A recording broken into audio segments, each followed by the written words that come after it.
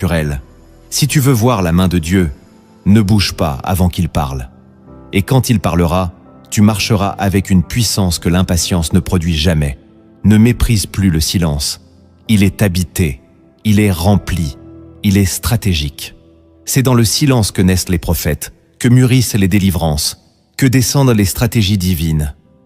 Celui qui apprend à se taire devant Dieu deviendra une voix puissante pour lui. La cinquième vérité cachée du psaume 37 est que l'héritage promis appartient à ceux qui cultivent la douceur, pas la domination. Les doux hériteront la terre, verset 11. Cette parole semble contredire tout ce que le monde enseigne. On te dit, impose-toi, élève ta voix, défends-toi, prends ce qui t'appartient. Mais Dieu te dit, sois doux. Car la douceur n'est pas une absence de force, c'est une force maîtrisée par l'amour. C'est un cœur qui pourrait frapper, mais choisit de bénir. C'est une âme qui pourrait crier, mais choisit de prier. Dans ce verset se cache un principe royal. Dieu ne confie son héritage qu'à ceux qui lui ressemblent. Et Jésus a dit de lui-même, « Je suis doux et humble de cœur ». Si tu veux hériter de la terre, c'est-à-dire des promesses, des territoires, des grâces célestes, tu dois porter cette douceur. Ce n'est pas une option, c'est une condition. Les orgueilleux s'élèvent et retombent, les violents dominent et s'effondrent. Mais les doux avancent, lentement, silencieusement, mais sûrement. Ils ne cherchent pas à briller, mais à obéir.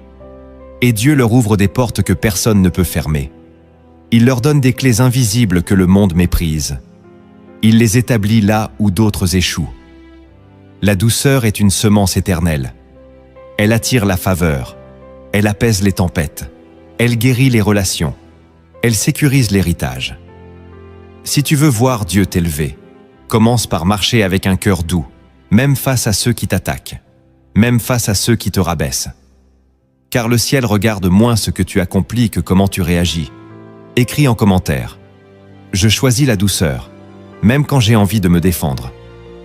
La sixième vérité cachée du psaume 37 est que la prospérité apparente des méchants est une illusion temporaire. Lorsque tu regardes autour de toi, il est facile de penser que ceux qui marchent sans Dieu, qui mentent, trichent et manipulent, réussissent mieux que ceux qui veulent rester intègres. Tu vois leur maison, leurs projets, leur influence, et ton âme est tentée de murmurer « À quoi bon rester fidèle ?» Mais le verset 16 t'offre un regard divin. Mieux vaut le peu du juste que l'abondance de beaucoup de méchants.